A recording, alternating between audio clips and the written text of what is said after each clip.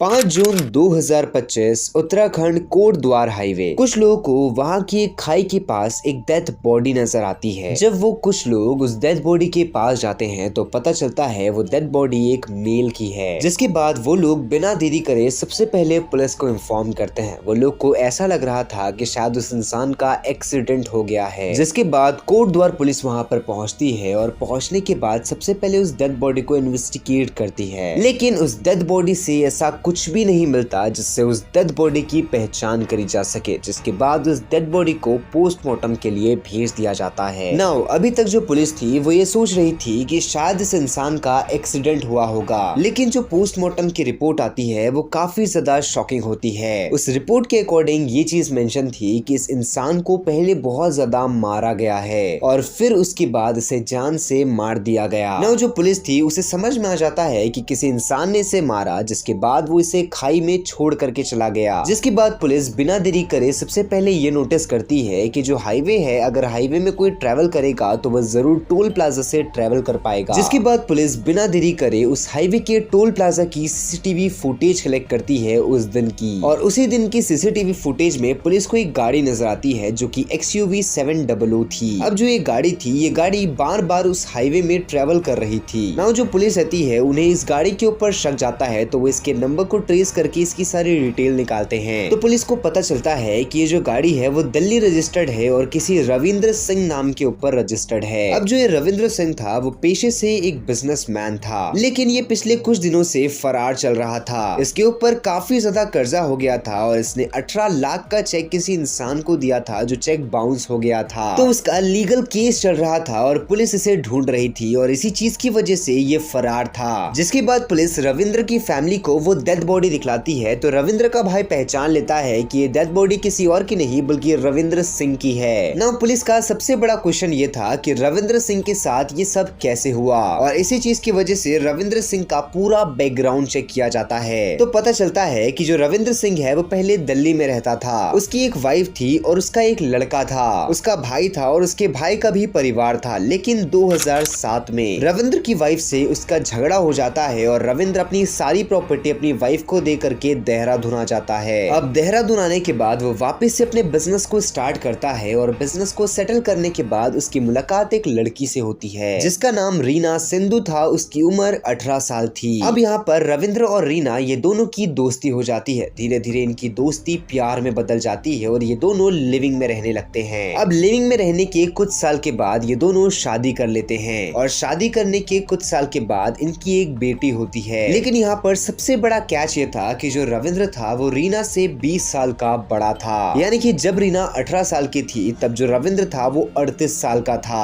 अब जब सब कुछ सेटल हो जाता है तो जो रीना रहती है वो रविंद्र से ये कहती है कि देहरादून में रह करके कोई मतलब नहीं। अब जो रविंद्र रहता है वो भी रीना की बात सुन के देहरादून से मुरादाबाद शिफ्ट हो जाता है। और जैसे ही वो मुरादाबाद शिफ्ट होता है तो वो रीना को एक गिफ्ट देता है और वो गिफ्ट एक लग्जरी घर था। उस वक्त लगभग वो घर की कीमत 2 से 3 करोड़ रुपए थी। जिसके बाद काफी वक्त बीतता है, दिसंबर 2024 आ जाता है। अब यहाँ पर जो रविंद्र था उसे उसके बिजनेस में काफी ज्यादा लॉस हो जाता है और इसी चीज की वजह से उसने 18 लाख का चेक एक इंसान को दिया था और वो चेक बाउंस हो गया। तभी वो चेक का लीगल केस की वजह से जो पुलिस रहती है वो रविंद्र के पीछे पड़ जाती है और इसी चीज की वजह से जो रविंद्र था वो फरार चल रहा था। नाउ अब जो पुलिस थी वो रविंद्र का पूरा बैकग्राउंड जान चुकी थी। जिसके बाद पुलिस वापस से अपनी इन्वेस्टिगेशन में आती है। पुलिस नोटिस करती है कि जो सीसीटीवी फुटेज उन्होंने देखी जिसमें वो गाड़ी यानी कि XUV 700 रविंद्र की थी, वो XUV 700 के अंदर 2 लोग बैठे हुए थे, जिसमें से एक तो कोई और नहीं बल्कि रविंद्र की दूसरी बीवी रीना थी। लेकिन जो ड्राइवर सीट पे था वो शायद कोई और था। अब इसी चीज की वजह से पुलिस को किसी और के ऊपर नहीं, सबसे पहला शक रीना के ऊपर जाता है। पुलिस भी बिना देरी करे रीना सिंधु के घर जाती है। अब जैसे ही पुलिस रीना सिंधु के घर जाती है तो वो सबसे पहले उससे पूछताछ करने लगती है रविंद्र के बारे में। तो जो रीना रहती है उसकी जुबान काफी ज्यादा लड़खड़ा रही थी। नाउ इसी चीज की वजह से पुलिस को पता चल जाता है कि रीना कहीं ना कहीं झूठ बोल रही है। लेकिन तभी जो रीना रहती है वो खुद अपने मुंह से एक्सेप्ट कर लेती है कि हाँ, रविंद्र को उसने ही मारा है। नाउ जो पुलिस रहती है वो रीना से पूछती है कि तुमने ये सब चीज क्यों करी। तो रीना ये बताती है कि जो रविंद्र है उसने उसे एक घर गिफ्ट किया था, जो घर देखने में काफी ज्यादा लग्जरी था और रहने में भी काफी ज्यादा लग्जरी था। लेकिन जो रीना थी उसने उसके फर्स्ट फ्लोर में एक फिजियोथेरेपी सेंटर ओपन किया था और उसी के साथ साथ एक सैलून भी ओपन किया था और ये दोनों बिजनेस काफी ज्यादा अच्छी तरीके से चल रहे थे। लेकिन तभी अचानक से रविंद्र को बिजनेस में लॉस हो जाता है और वो उस घर को बेचने के लिए कहता है और उस वक्त लगभग उस घर की कीमत 4 करोड़ से ज्यादा हो चुकी थी। लेकिन यहाँ पर जो रीना थी वो उस घर को नहीं बेचना चाहती थी और उसका रीजन केवल उसका बिजनेस या फिर पैसा नहीं था, बल्कि जो रीना थी उसके फिजियोथेरेपी सेंटर में एक लड़का आता था जिसका नाम था परितोष। अब जो ये परितोष था वो रेगुलरली रीना के फिजियोथेरेपी सेंटर आया करता था और इसी चीज की वजह से रीना और परितोष की काफी अच्छी दोस्ती हो जाती है। लेकिन वक्त के साथ साथ धीरे धीरे ये दोस्ती प्यार में बदल जाती है और यहाँ पर जो रविंद्र रहता था वो अक्सर बिजनेस के सिलसिले में घर से बाहर रहा करता था और इसी चीज का फायदा उठा करके जो रीना और परितोष थे ये दोनों घर में ही फिजिकल हुआ करते थे और अगर रविंद्र अपना घर बेच देता तो जो रीना और परितोष थे ये दोनों कभी भी एक नहीं हो पाते